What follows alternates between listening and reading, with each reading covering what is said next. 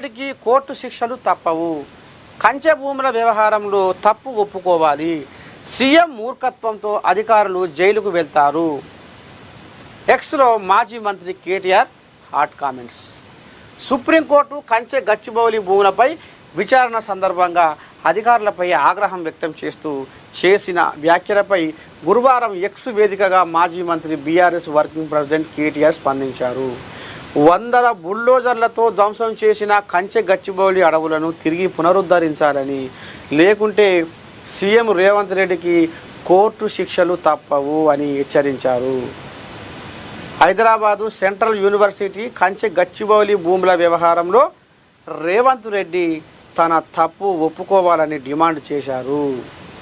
ప్రభుత్వం తరపున వాదిస్తున్న అడ్వకేటును హెచ్చరించిన సుప్రీంకోర్టు కంచె గచ్చిబౌలి అడవుల విధ్వంసానికి రాష్ట్ర ప్రభుత్వ ప్రధాన కార్యదర్శితో పాటు పలువురు అధికారులను జైలుకు పంపించాలా అంటూ హెచ్చరించిందన్నారు.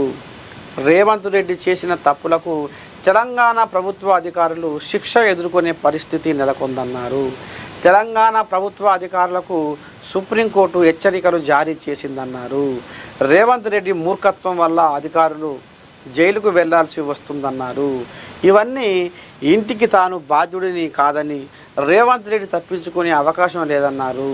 రేవంత్ రెడ్డి సుప్రీంకోర్టు చేసిన వ్యాఖ్యలపై కంచె గచ్చిబౌలి వ్యవహారంలో చేసిన తప్పులను ఒప్పుకోవాలని అన్నారు. కంచె గచ్చిబౌలి భూములను అమ్మి 10,000 కోట్ల రూపాయల స్కామ్ చేయడం ముమ్మాటికి అవినీతి, నమ్మక ద్రోహమే అన్నారు. సెలవు దినాల్లో బుల్డోజర్లను పంపి అడవులను ధ్వంసం చేయడం ముమ్మాటికి పర్యావరణ చట్టాల ఉల్లంఘనే అన్నారు. రేవంత్ రెడ్డి బాధ్యత రాహిత్య చర్యల ఫలితంగా పర్యావరణానికి తీవ్ర నష్టం కలిగిందని ఆవేదన వ్యక్తం చేశారు. కంచె గచ్చిబౌలి భూములను ప్రభుత్వం కాపాడాల్సిందేనని స్పష్టం చేశారు. ఇప్పటికైనా రేవంత్ రెడ్డి తాను సృష్టించిన విధ్వంసానికి, తన బాధ్యత రాహిత్యానికి చేసిన 10,000 కోట్ల స్కామ్కు బాధ్యత వహించాలని డిమాండ్ చేశారు. మరి వీళ్ళు సుఖం పూసలేనాయి. వరంగల్లో ఎరకతుర్తిలో సభ పెడితే ఈయనదే పోటువా. ఇక ఈయన యువరాజు వస్తుండు, పట్టాభిషేకం కట్టబోతున్నా అన్నట్టుగా కేసీరావు పరోక్షంగా చెప్పుకున్న ముచ్చట ఇది. ఇక రేపో మాకు మీకు లీడరు నా కాళ్ళ లెక్కలు మెత్తబడుతున్నాయి, ఇక మీకు రేపో మాపో కారు స్టీరింగ్ తిప్పే మునగాడు ఇక ఈయనే అన్నట్టుగా ఇక ఇటు ఓ పక్క అయ్యే పోటువా, ఓ పక్క ఇక ఈయన పోటువా పెట్టుకొని సభ పెట్టుకురు. అందులో మాట్లాడింది ఏకలింగం ఒకటే, ఎవరైనా కేసీరావే మాట్లాడిండు. ఇక ఇంట్లో అప్పటికే జనాలకు అర్థమైపోయింది, ఓహో ఇది కేటీ రాముని కోసం పెట్టుకున్న సభ. మరి ఈ సభలో ఏమన్నా ఉద్దారకం జరిగిందా?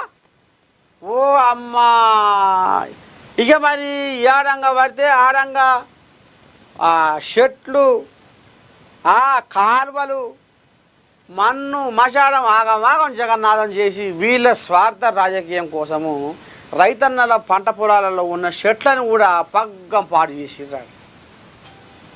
ఇంకా మీదంగా వాళ్ళకు పైసలు ఇస్తామని చెప్పిర్రట. అయ్యో మా చెట్లు కూడా నూకుతుర్రు, మా కాలువలు కూడా కొడుతుర్రు, మాకు నీళ్ళు రాకుండా చేస్తుర్రు, ఒకనాడు భాగవతానికి మూతి మీసాలు కొరుక్కున్నట్టుగా చేస్తుర్రు. మరి ఇదేం కథ? మీరు ఒకనాడు మీటింగ్ పెట్టుకొని అవతల పడితే మరి మేము ఏళ్ళ పడంతరం ఈ భూమినే నమ్ముకొని బతికేటోళ్ళమైతివి. ఈ భూమి మీద చెమట తీస్తేనే మరి మాకు బతుకు తెరువాయ, మా పొట్ట నిండేదా అని రైతులు పద్ధతి పడితే ఓ మీకు ఇది ఇస్తాం, అది ఇస్తాం, పైసా ఇస్తాం, పరకాయ ఇస్తాం.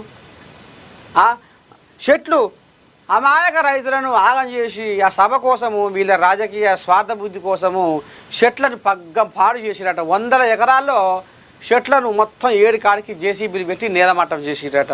మరి వీళ్ళు పర్యావరణాన్ని రక్షించే మొగోళ్ళు అయిరి, పర్యావరణాన్ని కాపాడే మనుషులు అయిరి, బుద్ధివంతులు అయిరి. మరి ఈ బుద్ధిజీవులు మరి కాపాడు ఎందుకు చేసారు? చూద్దాం రేపు ఈ కంచె గచ్చిబౌలి కథ ఏందో, ఎట్టెట సంగతి ఏంది, ఏం కథ అనేది అన్నీ బయటకు వస్తాయి. ఇక ఇప్పుడు వీళ్ళ అయాల సుప్రీంకోర్టు ఈ భూమి మాదే, ఈ భూమి సర్కారుదే అని కనుక వీళ్ళ అయావనే ఆ తీర్పు వస్తే ఏడంగా దీనికి పొతం పడుతురు. రేవంత్ రెడ్డికి ఏమో దీనికి ఎట్లా ఇది చేయాలి, ఏమి ఇది చేయాలి అనేది ఆయనకు తెలియక పాపం కుడితల పడి వెళ్ళుకోవాలి. ఆయన అయ్యిండు.